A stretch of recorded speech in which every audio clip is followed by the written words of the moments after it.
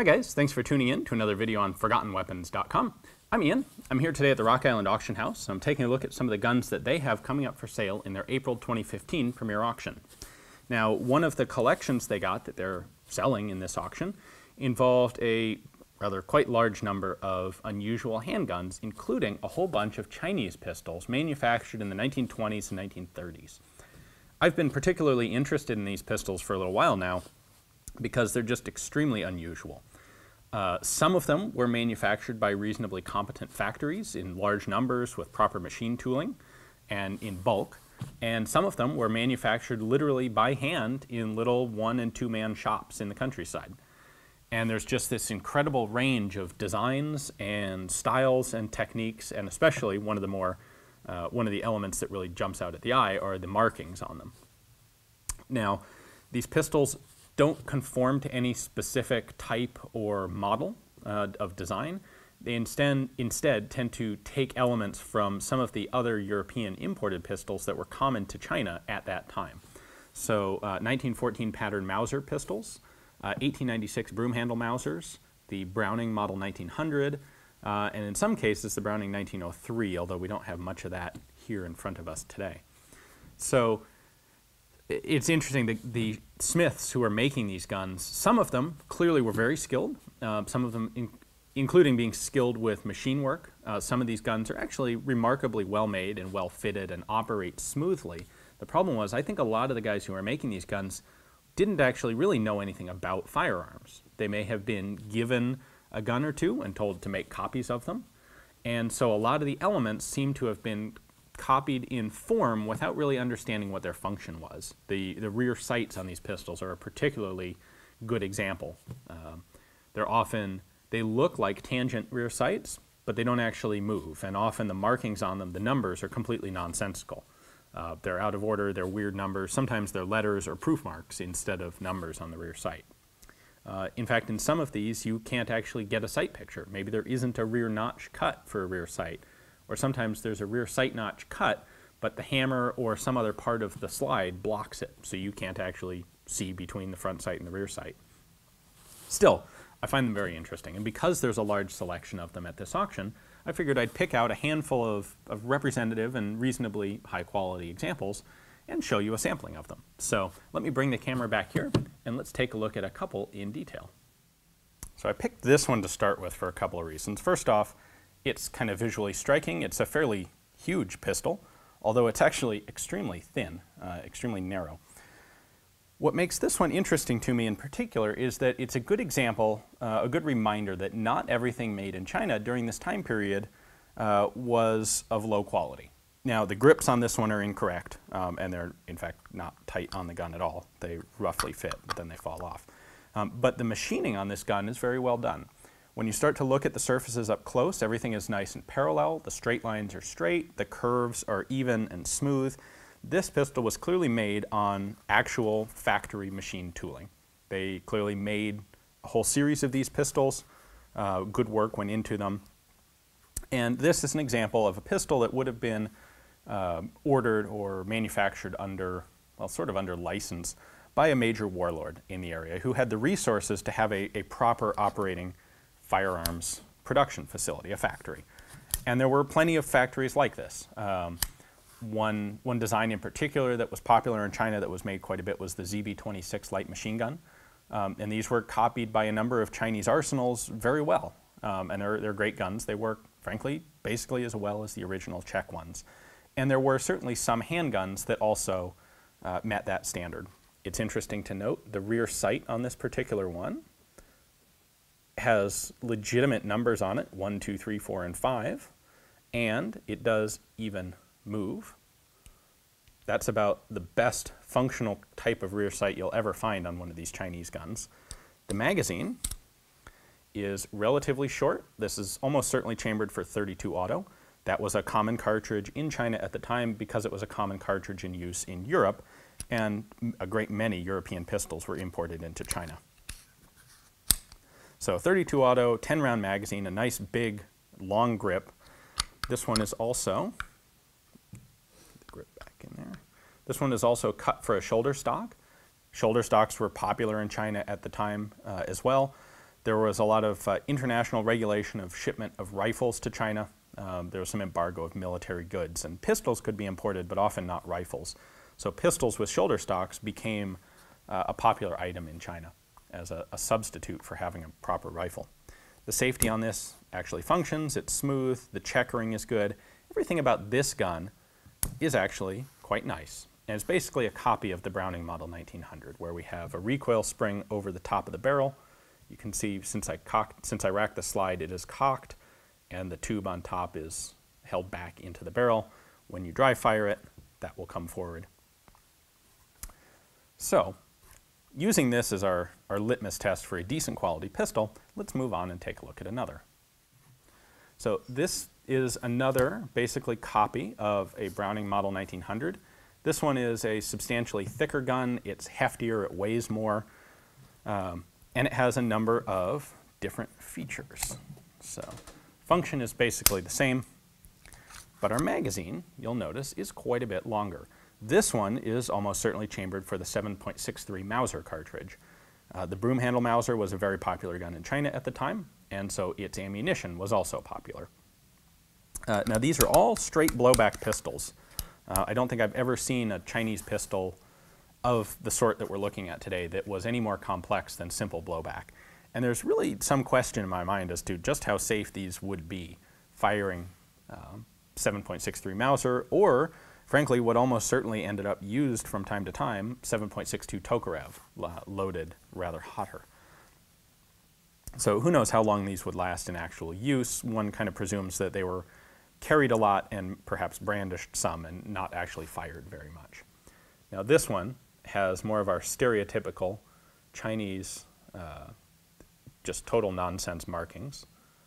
You can see we sort of have a copy of the FN logo on the grip here, but then all of our other markings are complete gibberish. You'll see the safety is HOW in one position and 105 in the other position.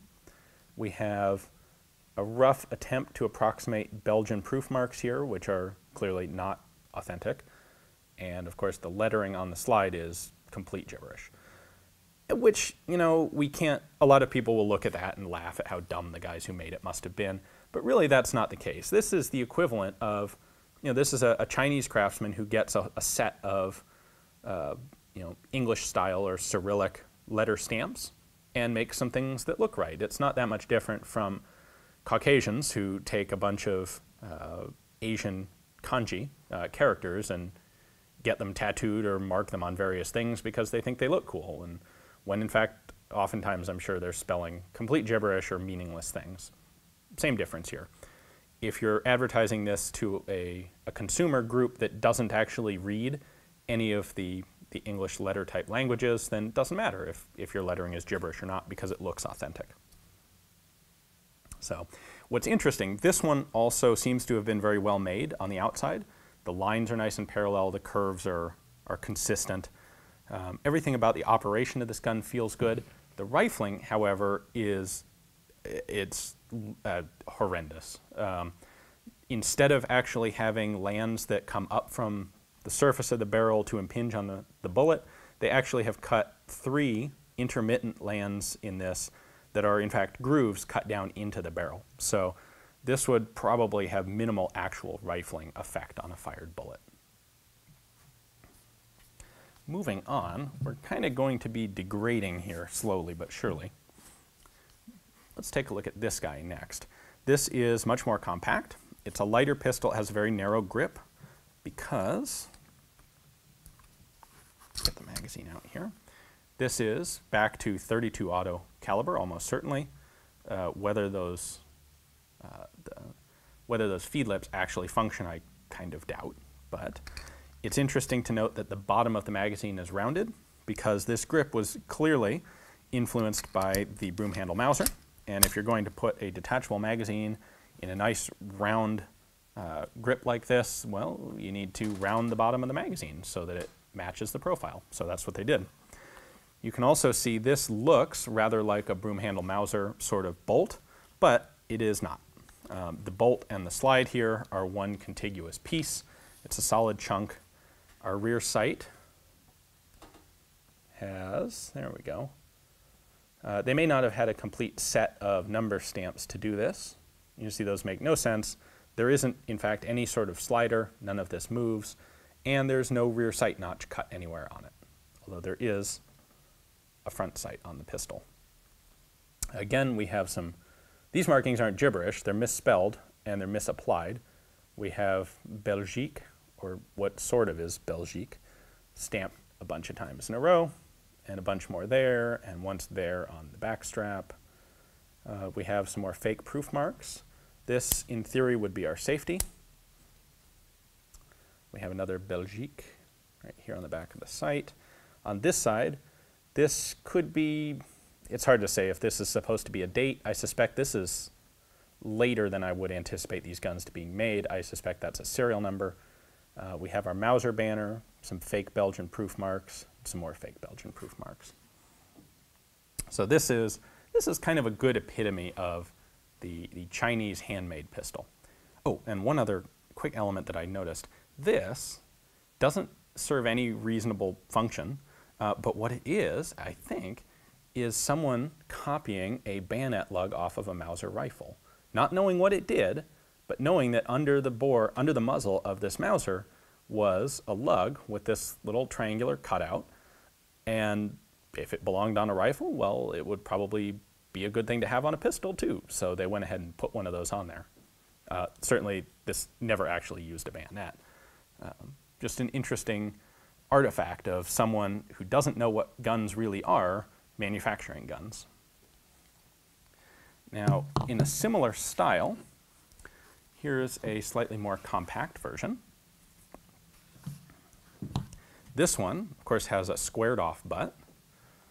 It is also in .32 auto. Our feed lips there are not in good shape, but it's interesting, you know, the little details like the holes in the magazine that on guns that are made by professionals, you know, longtime knowledgeable gun makers, the holes are there so that you can see how many cartridges are in the magazine, and they'll tell you what the magazine capacity is. In this case, there's just one. It might be the last cartridge you can put in. That would make sense. It might also just be randomly placed. There's no way to tell. Again, we have a slide. It's a one-piece slide, but it looks like a broom handle Mauser bolt. We've got the two grasping surfaces back here like a broom handle Mauser. We do again have a rear sight with some just random numbers on it. We have 1, 2, 3, 4, 5, 6, 7, 8, 9, 0, and then I guess they didn't know where to go from there, so they just jumped back to 11. The slider doesn't slide in this case, and you see this not that infrequently. The slider is actually a separate component, and it's used, it appears to be part of the assembly that holds the extractor in place. This originally would have been a pin that the tangent sight would pivot on. They don't have the function there, but they did copy the look. And we have an external hammer like a broom handle Mauser. This guy, marking-wise, we have a crudely done Mauser banner there. We have Nacional is the word that they picked on this one. A little more, a couple more times up on top there. And on this side, we have some more Nacionals and what appears to be a little twin-engine airplane logo. No idea what the significance of that is. The rifling on many of these, so I should say, when you look at these up close, the straight lines aren't quite perfectly straight. A lot of the curved surfaces aren't quite concentric with anything. These are the sorts of guns that were almost certainly made by hand. Now, the craftsmanship, the skill required to make even something that looks this crude is pretty significant. A lot of people would just laugh at the hilarity and the crudity of these guns, but frankly, if you take the typical suburban person and give them a set of files and tell them to make one of these, they're not going to be able to. So there's definitely an element of ability that went into these that deserves some respect, even if the final product isn't something that we would consider, frankly, even safe to shoot. I should also point out these are virtually all single action pistols. I think I've seen one that was double action, and I'm not actually entirely sure it was Chinese. Now, let's take a look at a slightly different variant. you will sometimes see them with these oval, theoretically sort of lightning cuts in the slide. That's kind of a distinctive style that is out there. Again, we have a squared off grip, heel release. They're all slightly different types of heel releases. So another unusual set of holes in the magazine. This obviously isn't the last round. This one is far too far down to be the last round. The last round is going to sit somewhere in here, giving space for the spring to be compressed underneath. In many of these, the rifling is virtually non-existent, or it's cut in such a way that you get something resembling a spiral pattern, but it may not be effective rifling. One of the questions that comes up if you think about this is, given the crudity of the tools used to do these guns on the outside, how did they manage to make functional rifling? And the answer is, in most cases, they did not. A good example of the handmade nature of these guns is on these gripping serrations back here. You can see they're all slightly different. Had this been done on a proper machine tool setup, all of these would be parallel and exactly the same length and the same depth, because that's how machine tools typically work. This one was done by a manually controlled machine. So again, we've got some fake proof marks here. These are actually sort of German style proof marks. Belgique, we have a Mauser banner. On this one, our serial number is 1942. It is possible that's a date. It's hard to say. There's not much in the way, there's virtually nothing in the way of written resources about these guns. We have some fake Belgian proof marks here to go with the German ones on the other side. And, yep, we have Belgique on this one as well, and a few other words here and there. So this is your little short-barreled model in 32. Again, single action, and a hammer much like a broom handle Mauser. A handgun hammer does not need to extend that far back when it's cocked, but stylistically that was a popular choice in these. Now, one more. Oh, before I go on, I should point out this one mechanically, well, it's got a sort of a broom handle style hammer. The actual lock work, the action back here is styled on a Mauser model 1914. So the barrel is fixed here, and in theory you'd pull this out. It's a bit loose, and then the barrel would lift up, and our recoil spring is located underneath. So, more or less styled after a Mauser 1914. Now, this is another example of one. This is a style that you see reasonably frequently. We have an angled broom handle style round grip.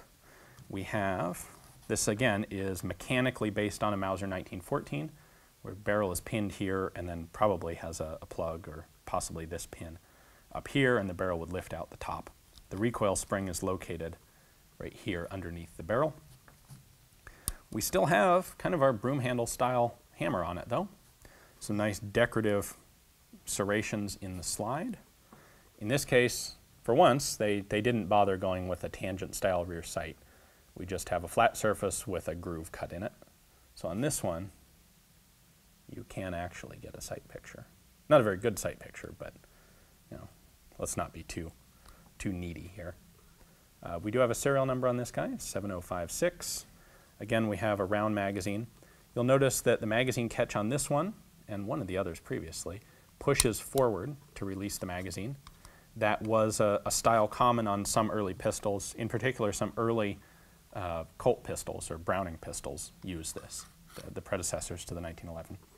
So it's another one of our round-bottomed magazines, 3 witness holes there, and this one is clearly sized for 7.62 Tokarev or 7.63 Mauser. Now this is just a plain blowback pistol with a spring and weight. That's all that's locking it shut. I do not think I would be willing to fire this, certainly not with Tokarev, and I'd be very nervous about firing this with 7.63 Mauser ammunition. It'd be interesting to pull the slide off and see if the internals are peened up. Possibly this didn't get used much. Possibly some of the people who had this took ammunition and downloaded it to make it a little bit safer to use, or some of the people selling ammunition downloaded it. You'll also see this sunburst logo on the top here. That's a common symbol to see in China from this period. Now, one last one I figured we'd finish on. Having gone through all of these various common characteristics, I figured I'd finish up with one that features only a few of them. This one is a rather unusual, unique, and interesting example to me because it breaks a lot of the rules. It does have this tangent rear sight, which, by the way, is covered in just totally meaningless numbers. The slider does not, or I'm sorry, the slider on this one does slide, but it doesn't stay. There are no catches on it. It has a broom handle style hammer. This one really looks like it has a separate bolt. It's actually a separate piece here, but lo and behold, it's just one locked, big, chunky breech that goes back. The feel on this one is actually fairly nice, and very unusually, it actually has a magazine hold open. There's a little tab at the back of the magazine follower that locks the bolt open. You can see it there, and when I pull the magazine out, it drops the slide. But you know what? A little more care went into this magazine than most. The caliber on this one is uncertain. It might be 9mm. It's too long to be 32, and it's too short and too narrow to be Tokarev, or too short to be Tokarev. The magazine catch on it is this button on the back bottom side of the frame. That's a bit unusual. The markings are standard, typical nonsense, although this one actually has some USA markings on it right there. Got a bunch of stuff, another USA on the top.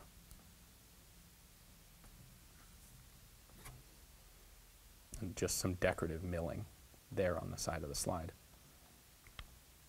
Sight picture on this sort of works, except that the rear notch is, I mean, you really couldn't make it much smaller if you tried.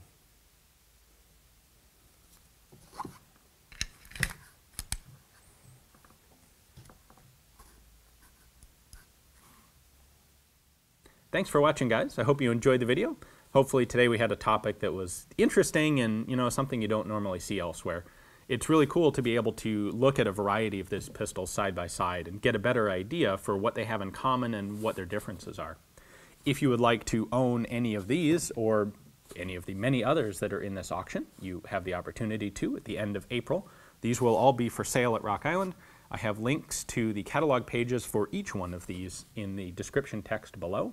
So you can check those out, look at the pictures and the descriptions, and decide which ones you would like to make a bid on yourself. And of course, you can then search through the catalog and find all the others that are also here that I didn't pick out and bring up to the table today. Thanks for watching.